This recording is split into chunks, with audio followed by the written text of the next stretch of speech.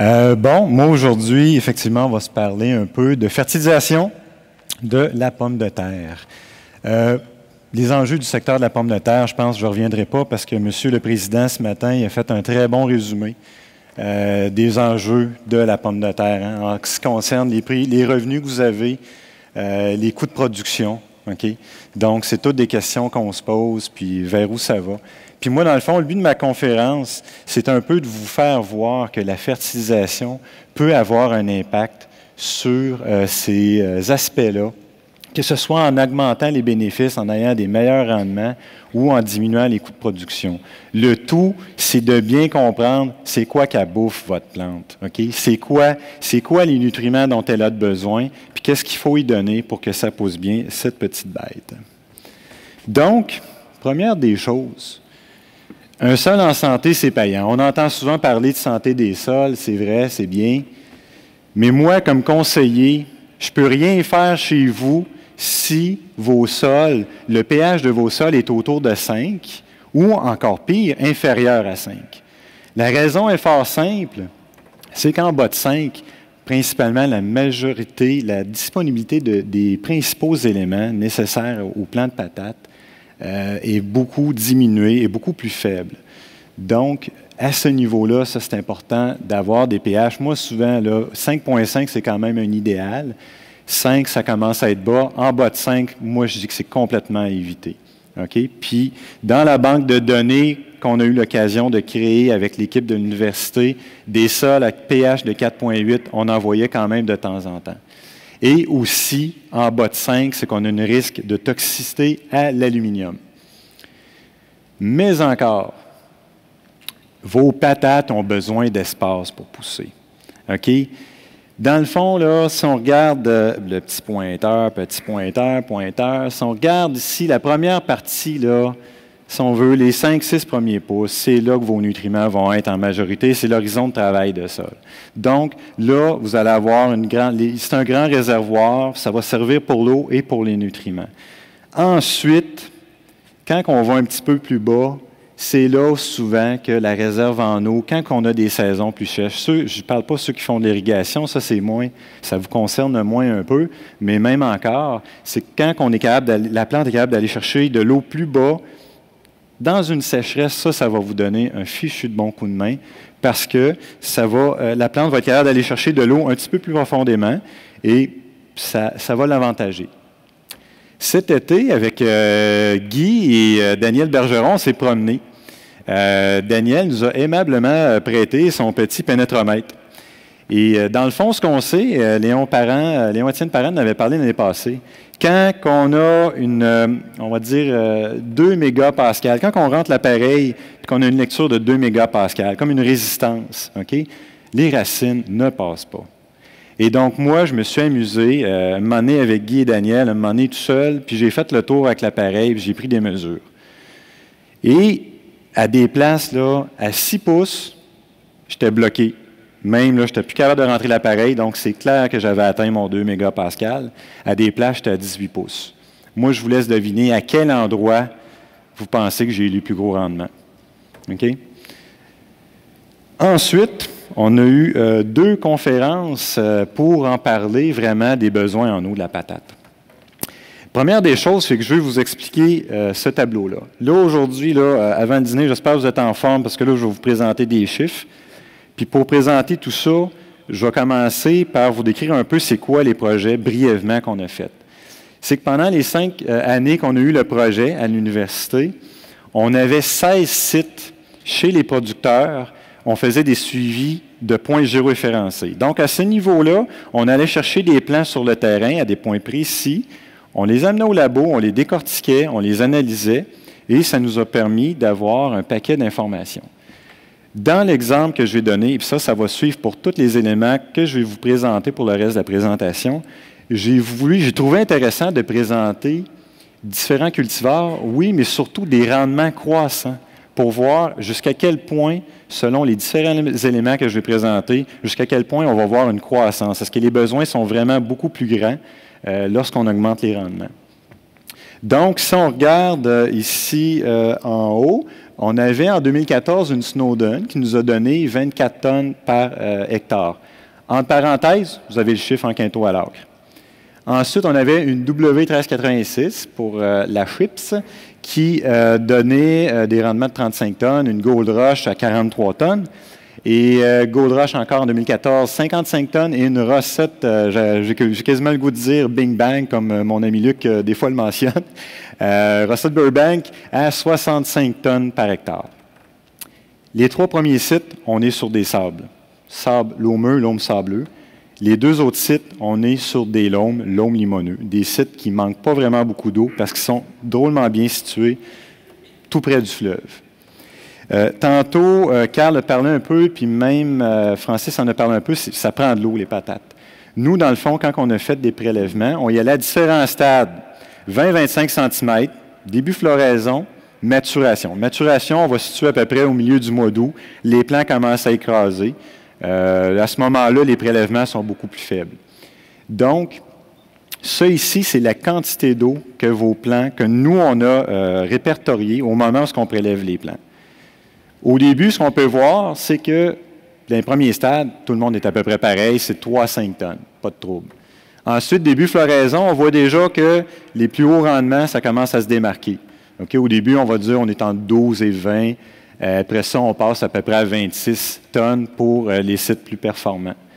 Et à la fin, bien là, regardez, on voit vraiment une différence, puis c'est carrément relié, c'est beaucoup relié au rendement. Là, ce qui est important de dire, c'est que ça, c'est la quantité d'eau que mon plant possède à l'intérieur quand nous, on l'a prélevé. Le plant, en réalité, a besoin de beaucoup plus d'eau que ça, parce que vos plants transpirent. Si on commence par l'azote. OK, vous avez toujours en haut les mêmes cultivars. Là, n'oubliez pas une chose, c'est Laure me disait que vous allez avoir accès aux conférences, OK, en ligne. Là, je vais présenter énormément d'informations. Je ne peux pas tout dire. Mais là, pour l'instant, moi, je vais me concentrer surtout sur la partie maturation, donc au milieu août, parce que c'est là qu'on voit le plus de différence et c'est ce qui va nous intéresser le plus. L'azote, là, je ne parlerai pas de lessivage, je ne parlerai pas principalement ça, de lessivage et des trucs comme ça. Je veux surtout vous montrer, bon, c'est quoi à peu près la consommation, le portrait de consommation en azote des cultivars en fonction des rendements. Okay? Donc, ce qu'on peut voir déjà, c'est que dans les sols un peu plus sableux, ça va se situer entre 120, 140, 150 okay, au niveau de la consommation dans les champs, dans les sites sur lesquels on était. Ça, n'oubliez pas une chose, c'est ce que la plante a à l'intérieur. Là-dedans, je ne considère pas, je ne vous parle pas non plus d'efficacité de l'engrais. Okay? Donc, ça, c'est principalement, moi aujourd'hui, je vais parler beaucoup de consommation, ce que votre plante a bouffe. Et ensuite, Gold Rush, les 2 derniers sites là, plus performants, la plante avait 211 et 240 kilos d'azote par hectare. Donc, c'est beaucoup. Une chose que je veux mentionner, c'est que dans les 2 lombes, dans les 2 derniers sites, nous, on aime ça faire des petites parcelles, puis on aime ça faire des doses témoins 0 azote. Ce que vous ne ferez jamais chez vous, heureusement. Et nous, ça nous permet de donner aussi un portrait, c'est quoi le potentiel de mon sol, okay, à fournir de l'azote. Puis, dans ces 2 sols-là, souvent, on mettait 0 azote et on avait 30 tonnes de rendement à l'hectare. On mettait 0 azote. Okay? Donc, c'était des sols qui avaient un potentiel très intéressant. Parlant de minéralisation, vos sols ont du potentiel. Ici, ce que je veux vous présenter, c'est un peu en fonction des précédents culturaux, c'est quoi que vos plants, c'est quoi l'azote qui est disponible.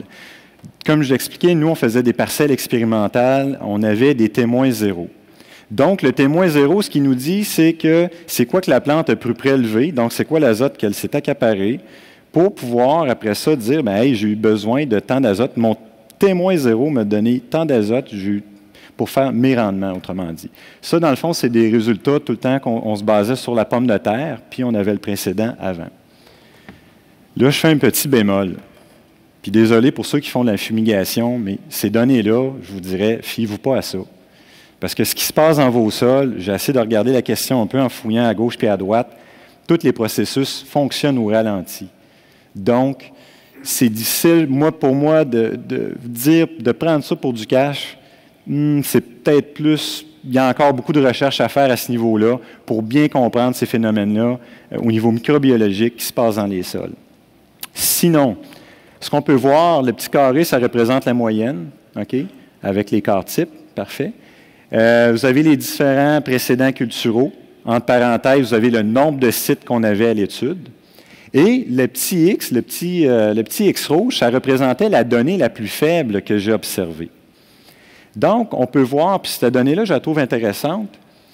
Et dans le fond, comme je vous dis, c'est quoi le minimum qu'on pourrait obtenir. Donc, est-ce que je peux me fier à mon précédent culturel ou je ne peux pas m'y fier pour me rapporter de l'azote?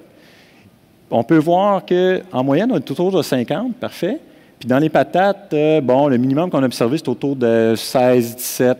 Dans les céréales, c'est autour de 7, 8. Maïs grain, c'est autour de 22.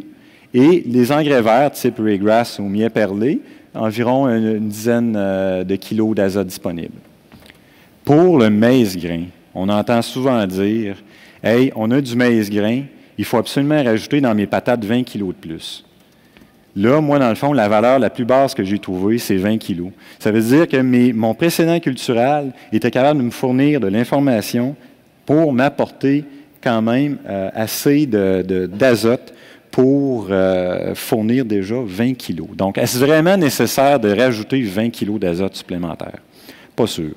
Surtout qu'il y a 2 études américaines qui ont fait, qui l'ont testé, ça. Dire, hey, ils ont pris des résidus de maïs en champ, en serre, sont arrivés aux mêmes conclusions, les 2 équipes, que peu importe la dose d'azote qu'ils avaient mis pour dégrader, pour décomposer les résidus de maïs, ça n'avait eu aucune influence. C'est la température, l'humidité et le temps qui ont eu raison de la décomposition des résidus. Donc, des fois, c'est peut-être une stratégie qui pourrait être à changer, à mon avis. Ensuite, avant de revenir à l'azote, c'est que dans la banque de données qu'on a, ici, je le sais, vous allez voir un paquet d'informations, mais n'oubliez pas une chose, c'est que vous allez avoir accès à ces conférences-là, à cette conférence-là. Donc, vous allez pouvoir, s'il y a des cultivars qui vous intéressent, vous allez pouvoir revenir dessus. Entre parenthèses, vous allez avoir le nombre de sites qu'on avait pour chacun des cultivars qu'on avait pu répertorier. Dans la banque que je présente, dans les variétés que vous voyez là, il y a une chose qui est importante, c'est que j'ai tout le temps enlevé mes témoins sans azote, sans phosphore, sans potassium, parce qu'on sait que ça peut influencer justement le prélèvement, donc pour avoir une réalité beaucoup plus juste de vos prélèvements en pommes de terre. Donc là, ce qu'on peut voir, c'est que les taux de matière sèche, on voit quand même assez bien les variétés de table par rapport aux variétés de transformation. OK? On revient à l'azote. Fait que les mêmes cultivars, en bleu, vous avez les moyennes, en jaune, c'est les quarts types qu'on avait observés. Ce qu'on peut voir pour l'azote, c'est qu'on va beaucoup varier entre 15 et 25 kilos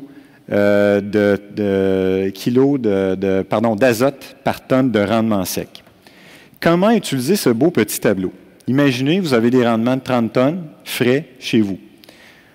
En moyenne, on va dire que les pommes de terre ont 20 de matière sèche, donc 1/5. C'est que si vous prenez 30 tonnes, on le divise par 5, on a 6 tonnes de rendement sec. Ces 6 tonnes-là, on va prendre, pour faire un petit calcul facile, parce que je ne suis pas bon en maths, on va prendre la Mozart qui est à 20 kg par tonne de rendement sec. Donc, on va multiplier 6 tonnes sec par 20. On va avoir 120 kg d'azote que la plante a prélevé durant la saison. Okay? Donc, ça, c'est le genre d'information que vous pouvez revenir chez vous et avoir un meilleur portrait de consommation de vos cultivars. Le phosphore. On va encore une fois, je vais juste regarder la partie maturation en bas. Si jamais les autres informations vous intéressent, là, vous aurez tout ça sous la main. Le phosphore, lui, dans le fond, dans les sols sableux, ça va beaucoup varier entre 6 et 15 kilos de phosphore. Là, n'oubliez pas que je parle en termes de P et non de P2O5, comme vous êtes habitué de l'entendre dans les engrais. Donc, si vous voulez faire la conversion, c'est multiplié par 2,29. Et on voit que dans les sols plus performants, on va en chercher un peu plus, donc autour de 25, autour de 23 à peu près kilos. Donc, multiplié par 2, ça va faire 50 kilos de P2O5 à peu près. Puis vos semences de patates, vous saviez qu'il y en avait du stock dedans? Ça, souvent, on n'en tient pas compte dans nos calculs. Puis bon, ce n'est pas des quantités importantes, mais j'ai simulé un tubercule de 3 onces, à peu près 60 grammes, une densité de plantation de 35 000 plants par hectare, donc des plants à peu près espacés de 13 pouces. Puis ça, mais ça me rapportait quand même pas loin de 8 kilos de PDO5, sous forme PDO5 de phosphore par hectare, ce qui est quand même pas négligeable. Puis, comme on aime ça souvent se comparer, bien, dans toute la banque de patates qu'on a qui vient exclusivement de sol du Québec, je dis, tiens, je vais faire une moyenne. C'est quoi l'analyse de sol? En moyenne, n'oubliez pas, je suis en milligrammes par kilogramme, multiplié à peu près par 2,2 là, dans les sols sableux. Puis, à ce niveau-là, on a environ 300 kilos en moyenne de phosphore là, par hectare dans nos sols au Québec, avec les minimums très bas et les maximums très hauts. Ensuite, pareil, le même tableau de, si on veut, de prélèvement pour le phosphore. Vous allez retrouver les mêmes variétés qu'on avait à l'étude. Et vous allez voir donc qu'on se situe pas mal autour de 1,5 puis 2. Donc, il n'y a pas un gros écart, là, ça ne varie pas du simple au double. Donc, c'est quand même, là, quand on parle du phosphore, des fois on dit « Ah, telle variété, elle va pomper plus que d'autres. » Oui, mais pas tant que ça. C'est surtout les rendements qui vont faire office qui vont faire que ça prélève plus. Le potassium, quant à lui, on voit que la plante aime beaucoup le potassium quand même. Si on regarde les résultats là, en bas, ce qui est important aussi, c'est qu'on voit qu'au niveau des feuilles, bon, peut-être moins les petits rendements, mais on voit qu'au niveau des feuilles mi-saison, là, il y en a quand même beaucoup dans les feuilles encore. Puis ça, autrement dit, tout le potassium ne s'est pas transloqué. Et il y en a beaucoup dans les tubercules. Puis là, on voit, ça va varier là, au total entre 100 180 unités là, pour les sols sableux et autour de 240 pour les sols laumeux. Dans les sols laumeux, la particularité, et souvent ça, on n'en tient pas compte, puis même votre analyse de sol n'en tient pas compte, c'est qu'on a de l'argile. Cette argile-là, en fait, c'est souvent sous forme de feuillets, et le potassium a possibilité d'aller s'insérer dans vos feuillets d'argile. Et à ce moment-là, l'analyse qu'on a au laboratoire ne le prélève pas, ne le détecte pas, mais votre plante, elle n'est pas folle, elle le sait, et elle est capable d'aller chercher ces éléments-là. Dans les sols laumeux, on avait 10 sites à peu près d'essais de fertilisation dans ce type de sol-là. Et sur les 8 des 10 sols, on n'a pas eu aucune réponse à la fertilisation, qu'on soit à 0 potassium ou à 240. Ça vous donne une idée que c'est des sols qui sont un gros potentiel, puis que c'est pas parce que des fois votre analyse, elle semble basse, mais c'est parce qu'il y en a une partie aussi qu'on n'est pas capable d'aller analyser. Donc ça peut être intéressant. Puis regardez vos semences, qu'est-ce qu'ils apportent. On parle d'environ 40 kilos. Parce qu'on le voit, là, dans les tubercules, il y en a beaucoup de potassium. Puis si on compare toujours les sols, la moyenne des sols au Québec, on est environ à 200, 260 là, dans ces eaux-là. C'est pas fini, on continue. Encore plein de tableaux. Fait que là, le potassium, lui, ça va beaucoup varier entre 15 et 20 kilos de potassium par tonne de rendement sec. Donc, toujours plein de cultivars, là, on voit quand même, ce qui est important de mentionner, ça ne varie pas du simple au double là aussi, mais on voit quand même qu'il y en a qui ont peut-être plus de potentiel, qui aiment plus ça, le potassium, par rapport à d'autres cultivars. Ensuite, le calcium. Il ne descend pas. Ce qui est dans les feuilles ne descend pas dans vos racines.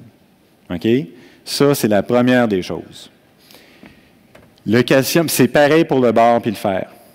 C'est des éléments qui sont très peu mobiles, puis ça ne descend pas, tout simplement. Donc, le calcium, lui, pour qu'il soit transporté en haut, ça prend de l'évapotranspiration. Une saison comme on a eu cette année, ça dépend des régions, nous, ce qui a eu beaucoup d'eau, ou une saison qui va être super sec, pas beaucoup de translocation, excusez-moi, il n'y a pas beaucoup d'évapotranspiration qui se fait, donc c'est souvent là qu'on va avoir des problèmes de calcium. Parce que pendant cette période-là, la plante, elle n'absorbe pas beaucoup. Les processus au la ralenti. Puis quand, à un moment donné, elle a une occasion de repartir, là, l'usine repart, l'usine part en marche, part en peur, mais le calcium n'y suit pas. Donc, les problèmes de cœur creux, de cœur brun qu'on est habitué de voir dans la patate. Et ça, même si je dis que le calcium ne descend pas, c'est sûr que si l'usine en haut ne va pas bien, l'usine en bas, il y a des chances qu'elle n'aille pas bien non plus. OK? Ça, il y a des situations où des fois, ça a donné un maudit bon coup de main de faire un arrosage foliaire au niveau de calcium pour donner un coup de main, donner un boost à la plante. Et on l'a vécu cette année. Dans le calcium, c'est ça, le bore et le fer. D'abord, comment ils sont prélevés? C'est que le long de vos stolons, vous avez des petits radicelles.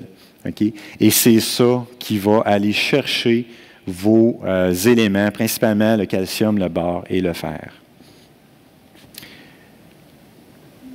Donc, ce qu'on peut voir, les niveaux de consommation, ça va varier beaucoup entre 16 et 70 tonnes. Vos semences en contiennent peu, comme en témoignent ici les résultats. On voit qu'il y en a plus dans les feuilles, il n'y en a pas beaucoup dans les tubercules, donc ça n'apporte pas grand-chose. Puis la moyenne des sols va tourner autour de 1600, 1800 kilos de calcium par hectare. Donc, ça, c'est un élément qui est important à surveiller. Et surtout pour les cultivars, à mon avis, qui sont en bas. Écoutez, je ne les connais pas toutes bien comme il faut, ces cultivars-là, mais là-dedans, il y en a que je reconnais, puis que je le sais qu'ils sont sensibles. Puis moi, personnellement, quand je vais faire des applications, je vais faire des recommandations, je vais m'arranger à la base pour que ces cultivars-là, peut-être, aient une attention plus particulière au niveau du calcium. Parce qu'il y a des problèmes de cœur brun, des problèmes de cœur creux. C'est jamais intéressant pour personne que vous soyez au niveau de la table ou au niveau de la transformation. Maintenant, le magnésium. On va tout passer les éléments. Hein, fait que, on va digérer ça pendant l'heure du dîner. Donc, le magnésium, lui, on va passer dans les sols sableux, c'est autour de 11, 18 kilos que le contenu là, dans les plantes à l'MIU.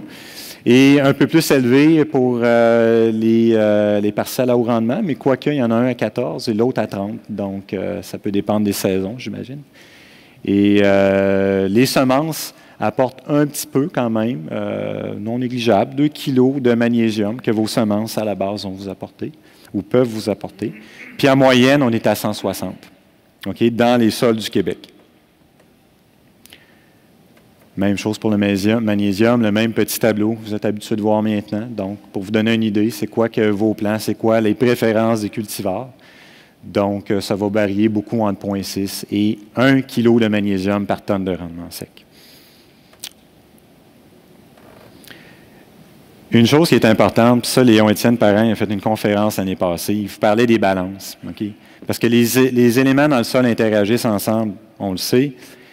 Et dans le fond, c'est que dans la mesure où là, pour l'instant, les outils sur lesquels on a travaillé n'est pas développé à 100 il faut se rappeler qu'il y a un petit tableau qui existe dans le guide de fertilisation qui vous permet justement de faire des ajustements et de tenir compte que quand vous mettez du potassium, il faut faire attention au magnésium. Parce que si vous créez une compétition entre les deux, ce n'est pas nécessairement le bienvenu.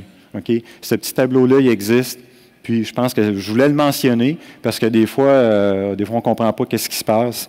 Puis, ce n'est pas évident de voir qu'est-ce qu'on peut faire avec ça. Donc, voilà, tenir compte de ça. Et là, je passe vite parce qu'il me reste 5 minutes. J'ai plein d'affaires à vous dire encore. Je vais passer vite sur le soufre. Le soufre, les besoins, on va dire de 3 à 15. Okay? Vos semences n'en apportent pas beaucoup. La particularité du soufre, c'est que vous en avez beaucoup dans votre sol, mais sous forme organique, comme l'azote. Puis, il y a la possibilité de se minéraliser lui aussi et de devenir disponible à la plante. Puis nos voisins du Sud, avec leurs usines, s'arrangent aussi pour qu'on en ait. C'est cool, hein? Fait qu'on peut aller en chercher autour de 15 kilos de soufre par hectare par année. Et on en a dans plein d'engrais du soufre aussi. Donc, ça, à ce niveau-là, c'est pas problématique. Le bore, l'élément maudit des laboratoires. Un élément qui est très difficile à analyser et à mesurer. Dans les tubercules, ça, j'ai moins d'informations. C'est environ 5 à 14 grammes de bore par tonne de rendement sec. Et, comme je disais, le contenu en bore, le bore ne descend pas dans vos feuilles. Fait que des fois, j'entendais parler de gens qui font de la pulvérisation de bore foliaire en plein milieu de la saison. C'est comme vous voulez. Mais si vos plants sont beaux, puis vous ne voyez pas de symptômes quelconques, c'est peut-être de l'argent tiré à l'eau. Bien, c'est pas vrai, c'est votre culture de rotation l'année d'après qui va en bénéficier parce que ça va rester au sol. Mais bon, pensez-y. Au sol, je pense que ça va avoir une meilleure efficacité, ça c'est sûr et certain. Dans les sols à patates, moyenne 6. Puis c'est surtout au-delà, j'ai trouvé une référence d'Agriculture Canada, pour les patates, au-delà de 0,5 mg de beurre par kilo, c'est suffisant pour alimenter vos patates. Rapidement, le cuivre. Pas beaucoup, 17 grammes à 70 grammes par hectare. Okay? Vos semences en apportent quand même 10 grammes, ce qui n'est pas négligeable. Et dans les sols à patates, en moyenne, on en a autour de 4 kilos. Et au-delà de 0,4 kg de cuivre par hectare, c'est suffisant. Le zinc, 230 à 500 à peu près. Et semences, bon, on apporte 30 grammes. Une moyenne de 10 kg par hectare pour le zinc. Et au-delà de 1,1, vous êtes correct, il n'y a pas de trouble, selon la référence que j'avais d'Agriculture Canada. Le fer, je passe ça vite, OK? Vous n'aurez pas de problème avec le fer. Vos sols sont bourrés de fer dans la majorité des cas, OK? Fait qu'on va régler ce problème-là tout de suite. Donc, on passe à un autre diapo. Fer, pas de trouble. Manganèse, 340 à 2 kg. Puis, très peu dans les semences. Puis, en moyenne, dans les sols, vous en avez à peu près une trentaine de kilos par hectare. Moi, c'est là-dessus que je veux revenir, parce que vous entendez tous parler du QATER. OK? Le fameux right source, right rate, right time, right place, right...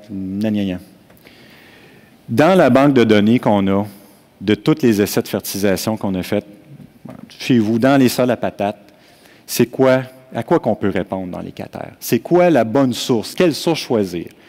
Dans les essais de fertilisation qu'on a faits, c'est quasiment 95 % c'est des engrais granulaires.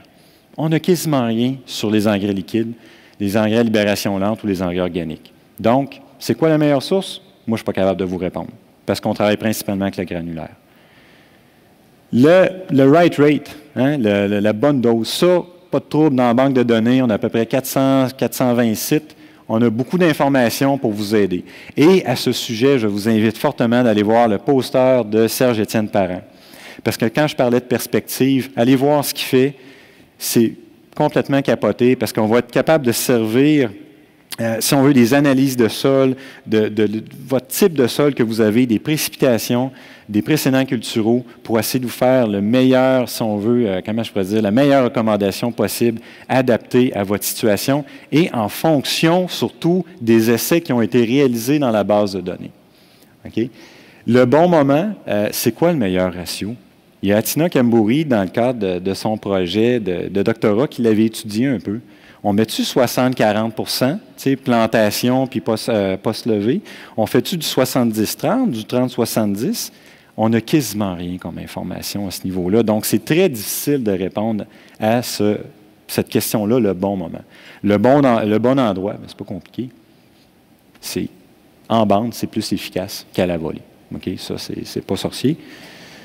Ensuite, puis là, je parlais des posters aussi. Michael Leblanc aussi, qui est avec nous là, à l'université, qui va parler aussi de tout. Tantôt, je parlais de vos sols, hein, qu'on a besoin d'espace, puis des fois, de faire un petit sous-solage, ça peut aider. Lui, vous parlez d'agrégation des sols, ça aussi. Allez voir ça, ça va être super intéressant. Et finalement, pour faire les QATER, il n'y a pas mieux que de faire des essais à la ferme chez vous pour savoir ce qui se passe. C'est plate, mais c'est ça. Puis souvent, un minimum de 3 ans, c'est ce que ça prend pour avoir une bonne idée de vers où on veut s'en aller.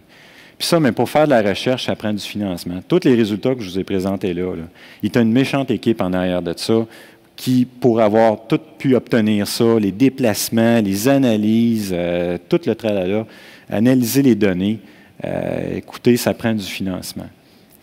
Si on veut faire évoluer, je pense que Francis le mentionnait, c'est important de poursuivre la recherche dans la pomme de terre pour faire avancer tout ça. Puis, je veux aussi principalement remercier toute l'équipe du docteur Léon-Étienne Parent, puis surtout nos partenaires, hein, les partenaires, les fermes qui ont contribué, on va dire, à ce projet-là, parce que c'est grâce à vous autres beaucoup qu'on a pu obtenir des résultats, qu'on est capable d'avancer puis de comprendre un peu mieux qu'est-ce qui se passe dans nos plantes. Donc, ça met fin à la petite présentation.